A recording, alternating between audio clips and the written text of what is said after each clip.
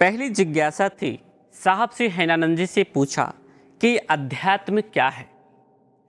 उन्होंने सीधे शब्दों में कहा, आत्मा का विज्ञान अध्यात्म है।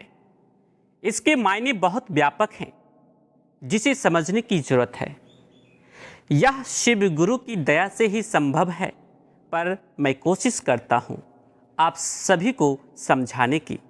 वे कहते हैं, समस्त संसार में आई हुई ऊर्जा जिससे सभी विद्वान हैं, उसी ऊर्जा की व्याप्ति अध्यात्म है।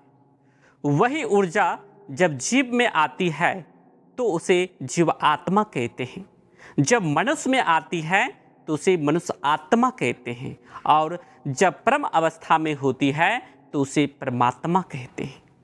इसी कारण से उसे परमात्मा को सूक्ष्माति सूक्ष्म कहा गया है। ऊर्जा अपनी सूक्ष्म अवस्था में ज्ञान को धारित करती है, किंतु स्थूल ऊर्जा के पास ज्ञान का अभाव रहता है। दीपक सोने का हो, चांदी का हो, लोहे का हो या मिट्टी का, उससे निकलने वाली रोशनी एक ही होती है।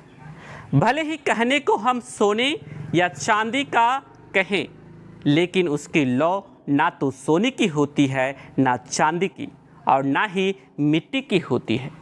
अध्यात्म का विज्ञान दीपों की बनावट और उनकी रंगीनियों पर जुड़ा नहीं होता है। जीव मनुष्य अलग अलग हो सकते हैं, भिन्नता हो सकती है, लेकिन ऊर्जा एक है, अध्यात्म एक है। वह मौजूद लोग एकटक इनकी बात सुन रहे थे। होम की सुगंध से भरा हुआ वातावरण अध्यात्म की इस परिभाषा से सराबोर हो रहा था। वे आगे कहते हैं कि अध्यात्म का जनक ही अध्यात्म का सच्चा गुरु हो सकता है। शिव को परमात्मा, महेश्वर, ईश्वर कहा गया है। पुरातन काल से शिव को आदि गुरु, महागुरु, जगत गुरु एवं गुरुओं का गुरु कहा गया है।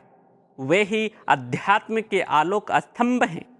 आध्यात्मिक ज्ञान के एकमात्र दाता जगत गुरु महेश्वर ही हैं। शेष गुरु प्रदाता हैं। अपनी बात को खत्म करते हुए उन्होंने कहा कि अध्यात्म के शिखर भी गुरु शिव हैं। सभी को प्रणाम भाई बहन। इस कहानी को पूरा जानने के लिए पुस्तक अनमिल आखर ऑनलाइन ऑर्डर करके अपने घर मंगवा सकते हैं। लेखक अनुनीता दीदी हैं। इसे ज़्यादा से ज़्यादा लोगों के बीच शेयर करें, ताकि दूसरे लोग भी इसे सुने, जाने और समझे।